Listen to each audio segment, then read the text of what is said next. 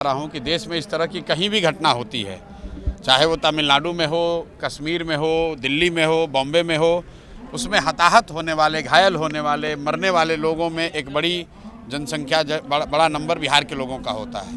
तो इस घटना में भी आप देख रहे हैं कि करीब करीब आधे लोग बिहार के लोग हैं। भाई, जब रेलवे स्टेशन पर घटना हुई तो स्वाभाविक तौर पर रेल प्रशासन ही उसके लिए जिम्मेवार है। नीतीश जी भी रेल मंत्री रहे थे, 2 लाख की घोषणा उन्होंने की है, क्या कहेंगे? मैं नीतीश जी के लिए बिहार के लोगों की जान की कीमत 2 लाख रुपया है। तो प्रशांत किशोर के बिहार सत्याग्रह आश्रम में राजनीतिक हलचल पिछले 2-3 दिनों से लगातार बढ़ी हुई है और रोज हजारों हजार उनके पार्टी के कार्यकर्ता समर्थक यहाँ पर जुट रहे हैं।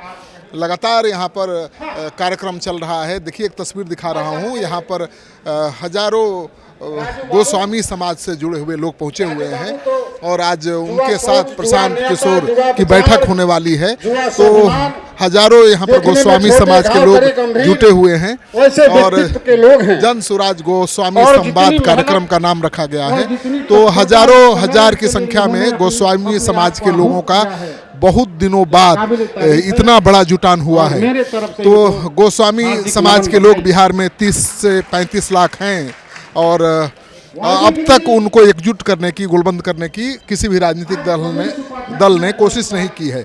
तो पहली बार प्रशांत किशोर राजनीतिक दल के तौर पर गोस्वामी समाज को अपने पार्टी जन सुराज के पक्ष में गोलबंद करने की मुहिम चला रहे हैं और हजारों गोस्वामी समाज के लोग यहाँ पर पहुँचे हुए हैं। तो आश्रम में किस तरह से हलचल मची हुई है, लोग कैसे बिहार के कोने कोने से पहुँचे हुए हैं, वो तस्वीर हम आपको दिखा रहे हैं। तो चारों तरफ सत्याग्रह आश्रम में चहलकदमी दिखाई दे रही है। तो कोई भी राजनीतिक दल अभी चुनाव को देखते हुए इतनी तैयारी नहीं कर रहा है जितना जनसुराज कर रहा था। जनसुराज के कैंप की, यानी जनसुराज का सत्याग्रह आश्रम की तस्वीर हम आपको दिखा रहे हैं। तो थोड़ी देर में प्रशांत किशोर भी सभा में आएंगे, लेकिन उसके पहले वो कोर कमेटी की बैठक कर रहे हैं, वहाँ भी आपको ले चलकर तस्वीर दिखाएंगे।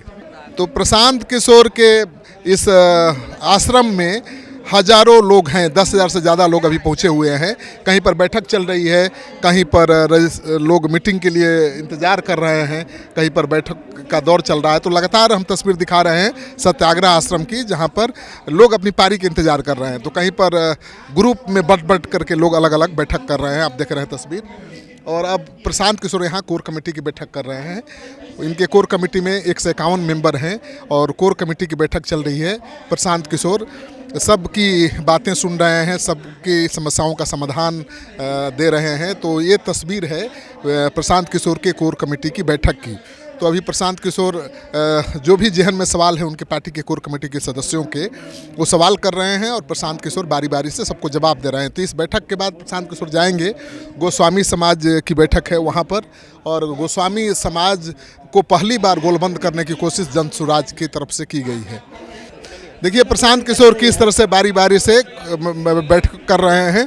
अभी ये कोर कमेटी की बैठक चल रही है, पार्टी के तमाम वरिष्ठ नेता, कोर कमेटी के सदस्य यहाँ पर मौजूद हैं और प्रशांत किशोर ने अभी उनके साथ बैठक की है। तो तस्वीर हम दिखा रहे हैं बैठक की। ये कोर कमेटी की बैठक की तस्वीर है, जहाँ पर पार्टी के सभी बड़े नेता यहाँ पर मौजूद हैं, पार्टी के प्रदेश अध्यक्ष हैं, सारे लोग हैं। कोर कमेटी की बैठक में क्या हुआ?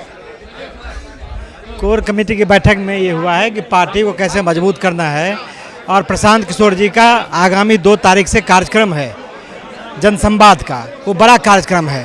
एक सभा में कम से कम 20,000 लोग आएंगे। तो ये हुआ है और वो लगभग 150 सभा होगा 60 दिन के अंदर। तो एक ये निर्णय हुआ है। दूसरा हुआ है कि जो लोग हैं जनसंवाद सीधे जनता से जुड़ने का, जो जनता का मुद्दा है उसको उठाने का, यही सब बातचीत हुई है। तो कोर कमेटी की बैठक में बहुत अहम फैसला हुआ है कि प्रशांत किशोर 2 मार्च से अब जन संवाद करेंगे, यानी रैली करेंगे और हर उनकी रैली में करीब 20,000 लोगों को जुटाने का लक्ष्य रखा गया है।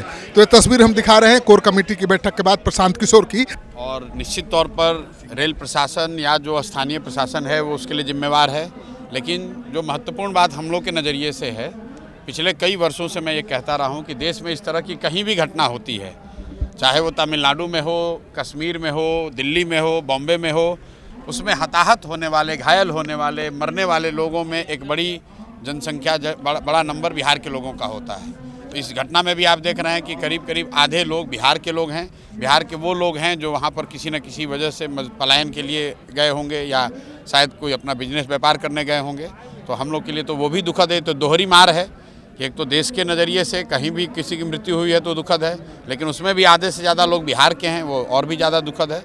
तो संवेदना व्यक्त कर सकते हैं और ये मांग कर सकते हैं कि जो जिन लोगों की गलती है उसकी जांच होनी चाहिए, उन पर कार्रवाई होनी चाहिए। रेल मंत्रालय कितना जिम्मेदार है? भाई, जब रेलवे स्टेशन पर घटना हुई तो स्वाभाविक तौर पर रेल प्रशासन ही उसके लिए जिम्मेवार है। नीतीश जी भी रेल मंत्री रहे थे, 2 लाख की घोषणा उन्होंने की है, क्या कहेंगे? नीतीश जी के लिए बिहार के लोगों की जान की कीमत 2 लाख रुपया है।